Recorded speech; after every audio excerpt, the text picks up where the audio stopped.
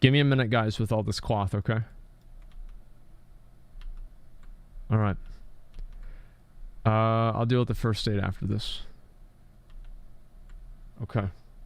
Blizzard's massive PR crisis. Okay. Hey everyone, and welcome back to another video, this time one that's not about 8.3 and one that is extremely important. Now, we have covered the Hong Kong situation in detail on our other channel, but judging by the comments on this channel, our second channel's audience just does not, like, it doesn't really overlap with this channel's audience, and most here think that I'm staying quiet on the topic. I'm not. Today we are going to be covering the entire situation, geopolitical context, you'll get some further reading, and just a lot of interesting stuff that I think is worth knowing, a follow-up in the situation as well as the impact on Blizzard, as it seems like things are a bit wild over there, with leadership not commenting and a spokesperson saying that they are currently assessing the issue. First though, if you're interested in this story, I highly recommend you read up on the actual Hong Kong situation, as well as the persecution and internment of the Uyghur population of Xinjiang province, where over 1 million people are being interned, and of the social credit score system that's being rolled out across the country there. Want a phone number? Well, as of December 1st this year, that will require a full facial scan that will go to a government database. If you say the wrong thing in social media over there, you'll lose social credit score that will impact your access to services, ability to rent, and your interest rates. What the fuck, dude? God damn, man. Like, I'm so glad. Literally Black Mirror, dude. I am so glad to live in America, dude. Let me say that right now. I am so glad to live in America. It is great. So my hope here is that this incident will lead to more people being aware that the dystopia is not the realm of science fiction any longer. No. Now, as always, this is a story of money, as Blizzard's financial interests are clashing with what should be their morals. Now, it's actually a problem for business everywhere. Even locally in the Northern Irish Games cluster, I know people who cannot comment on this topic publicly for fear of losing financial backing. I mean, hell, right now, my company, my studio, is talking with publishers, and me talking about this could potentially risk us getting funding, and that could be a low six-figure thing. So, I mean, that just goes to show you the extent of Chinese influence. After all, they are the world's largest single market for mobile games and PC games, with a PC gaming audience estimated to be greater than the entire population of the United States in the near future. So with that, let's get into the story. Blitzchung is a Hearthstone pro who was playing the Grandmasters. After winning, he was on a Taiwanese stream. Now, of course, it's actually called Chinese Taipei by Blizzard in order to appease the mainland. Anyway, he appeared on the stream wearing a gas mask. That is somewhat of a symbol of the recent wave of protests in Hong Kong, where many are protesting a new extradition law with the mainland. Now, it's fair to say that those have expanded into a more general pro-democracy movement, and violence has been increasing. Now, when Blitz appeared, the two casters said that they would end his interview after he said what he had to say, and then the casters ducked under the table. Now, they did seem a bit nervous and giggly, so it's kind of hard to read into them. Now, Blitz went on to say, "Liberate Hong Kong, revolution." I feel like the guys that the casters knew it was going to happen. I feel like, as a gas mask of my parents' mask. Well, yeah, it's just a joke, man.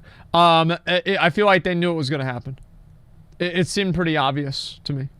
Of our age. The stream was then cut, and the fallout began. Blizzard responded quickly by banning Blitzchung from professional Hearthstone play for a year. They stripped him of his win and of his prize money. Blizzard said this was for violating competition rules and constituted individual behavior which does not represent Blizzard or Hearthstone esports. Which is now, that's what was said in a Western post. However, they also responded locally. Now, here's the deal. Working with languages is difficult, and it's particularly the case here because Mandarin is an incredibly contextual, nuanced language, but thanks to some very, very helpful assistance from Spanking Jackson in our Discord server, we have an idea of what was said. In short, the statement amounted to a strongly worded disapproval of Blitzchung and the casters' actions, as well as them stating their own political point of view.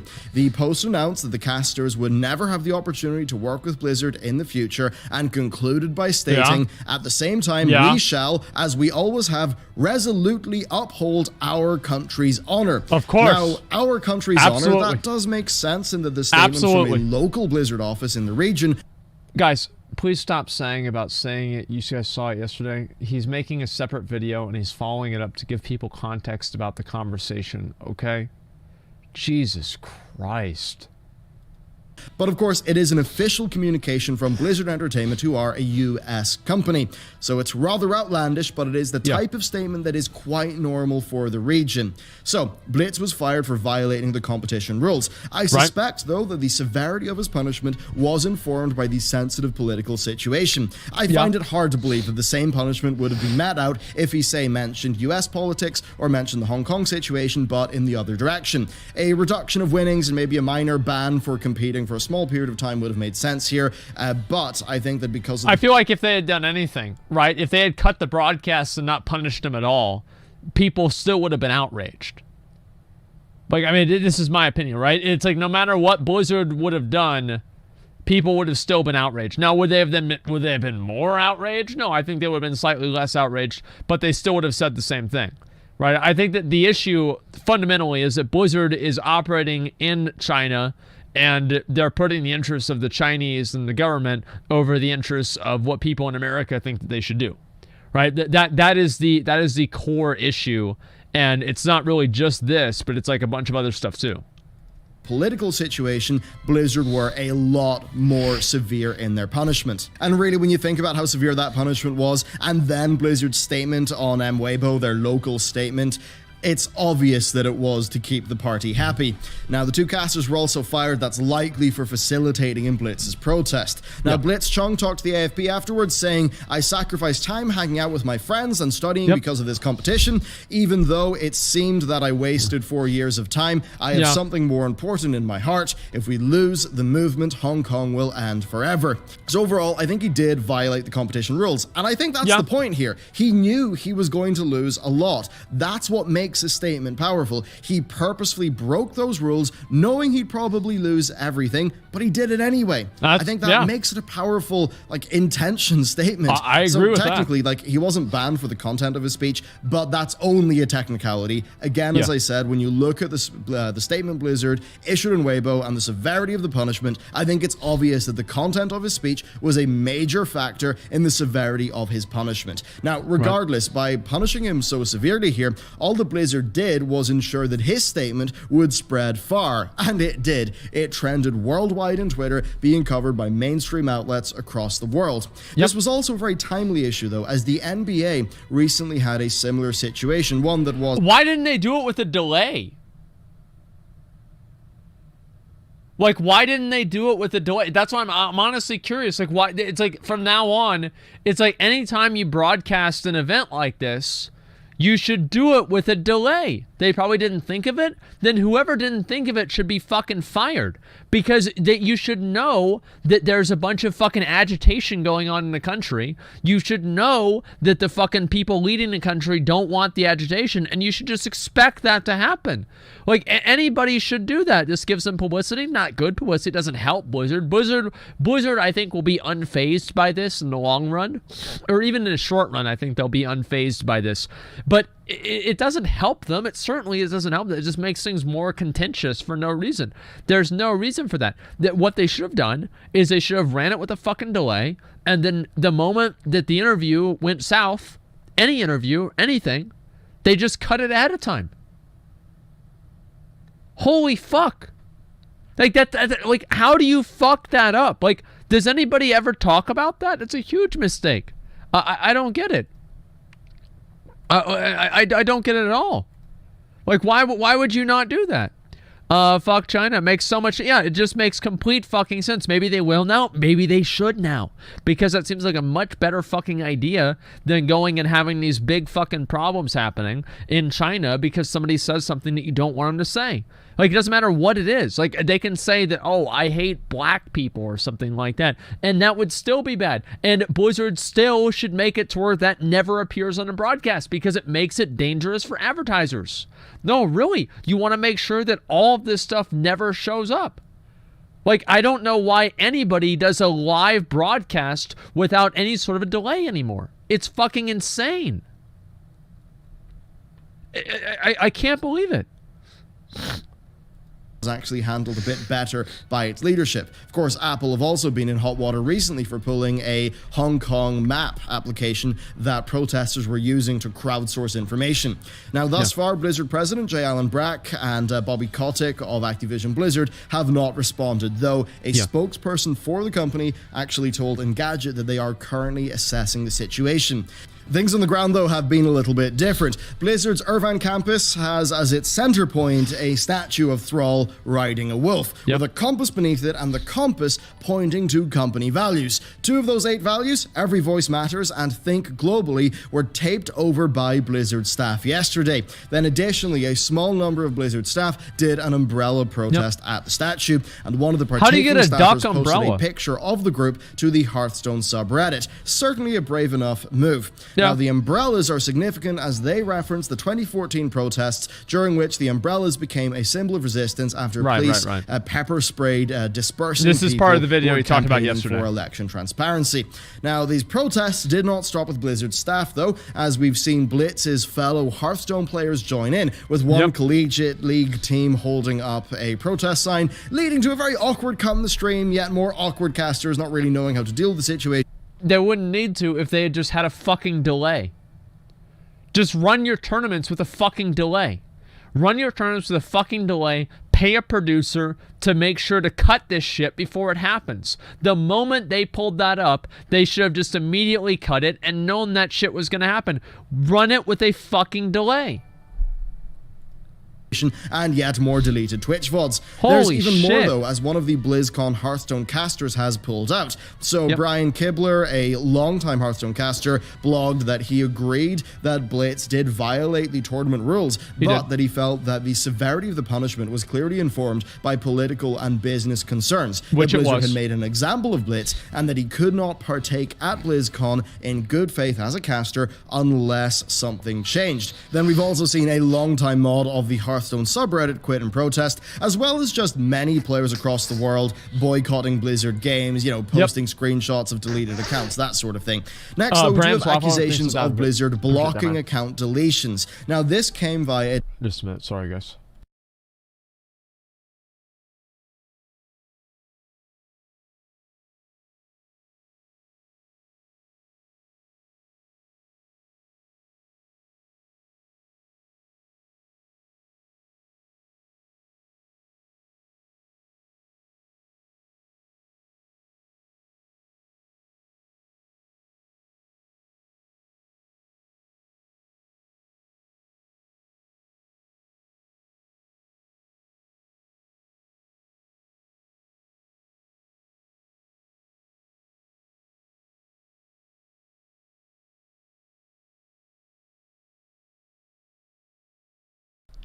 Sorry about that.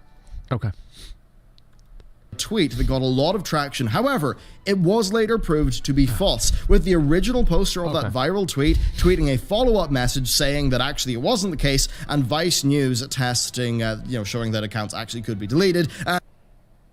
Vice tested us and they could delete an account. So yeah, big fucking surprise that, you know, like something like this. Oh, they made it to where you can't delete accounts. That's such bullshit. Everybody knew that was bullshit. And I even had a success in deleting an account when I tested it, so it overall seems like that was either a temporary error or outage or something like that. Now, that said, as a part of protest, we've seen May be turned into somewhat of a pro-Hong Kong symbol in order to get Overwatch banned in China. Now, it's an interesting move that actually could work if it caught on. So, Chinese users of Weibo used Winnie the Pooh memes to mock Xi Jinping, the leader. Now, that resulted in poor Winnie getting absolutely obliterated. And I suppose that means that if the May thing actually did catch on and it was being used on the ground, we could actually see the same thing happen. So they just get rid of the character. I wonder if a Warcraft character was to turn into a, pro-protest symbol, which one do you think it would be?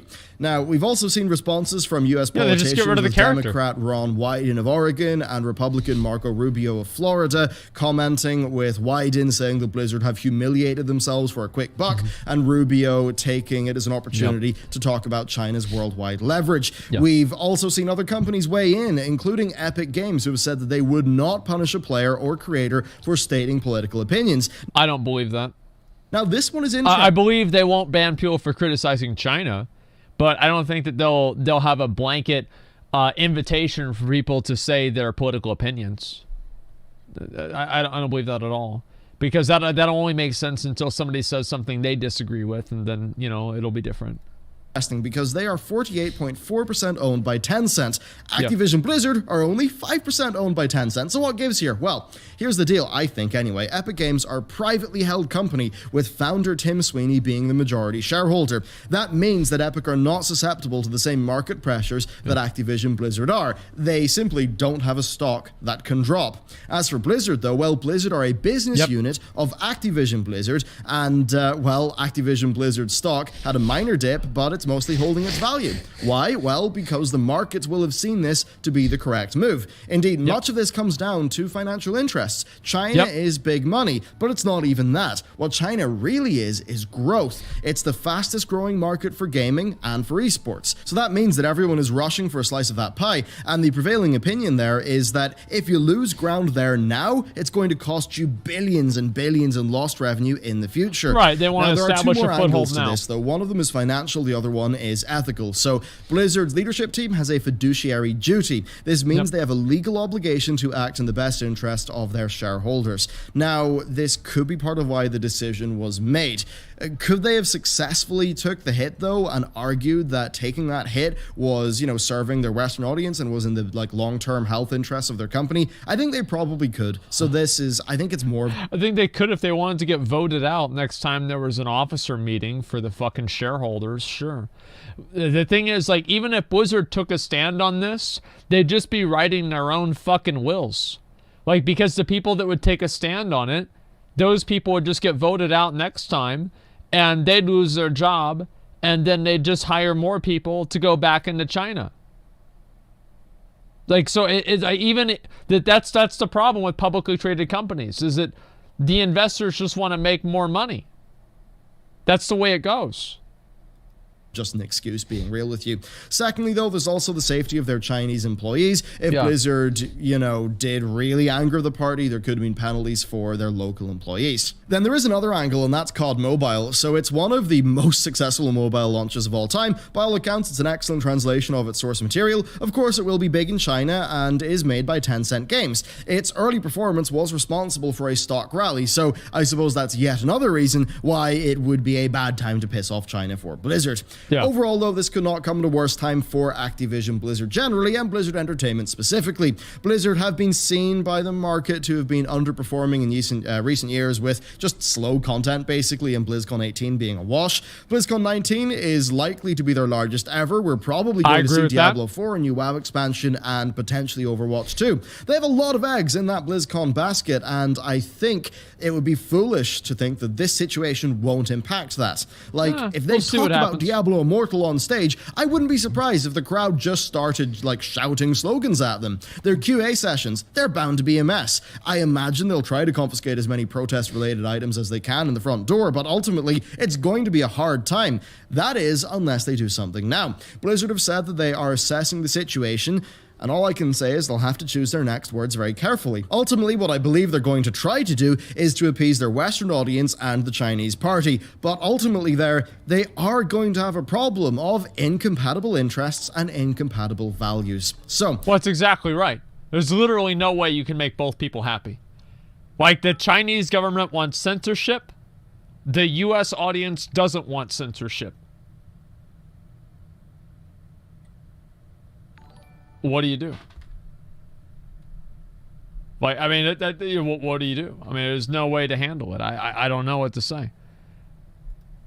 There you go. That's a look at China's overall media influence. Now, if you would like to learn more about their geopolitical influence, I would recommend that you read up on their Belt and Road Initiative and how they are using debt traps and predatory investment to increase their foreign holdings and just do a lot of stuff in emerging markets. Really, geopolitics is a very interesting topic. It's a very important topic, and I think it's one that I think it's one that a lot of reading it's just not done on. I think, there's a lot of headlines, right, in the in the news, but the actual reading into the issues and what's really going on, the deeper stuff, that is often left out of the public discourse. And if anything, my hope would be that the increased awareness sort of brought onto these issues by this situation will just lead to more people sort of being educated and knowing what's going on in the world, because I think that ultimately is a very, very important thing for all of us. So anyway, there you go. That's my current thoughts on this situation. The next update that we'll do in this will be back on the second channel, though. I did this in this channel so that everyone here, because I think most of this audience doesn't even know about the second channel, so I just wanted it to be crystal clear in no uncertain terms what I think about this on the Warcraft channel. Okay. That said, we will have an episode of the Roundup on our news channel tomorrow.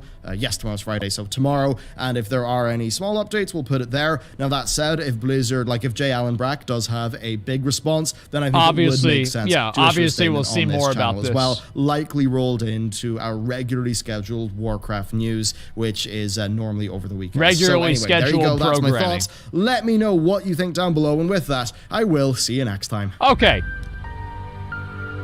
So, this is exactly pretty much what everybody expected to see. You need to lower your ideals of freedom if you want to suck on the warm teat of China, South Park. That's about right. Blizzard is going to be a real-life raid. Oh, BlizzCon is going to be a real-life raid. I don't know why people think that, BlizzCon is going to be some sort of fucking thing where people come and hold Blizzard to take Blizzard to task. We're going to make sure that, we let them know how we feel. People are going to get pissed off. There's, maybe one guy that's going to ask a question at the Q&A. He'll be removed from the stage. There'll be a few tweets about it, and that's going to be it, right?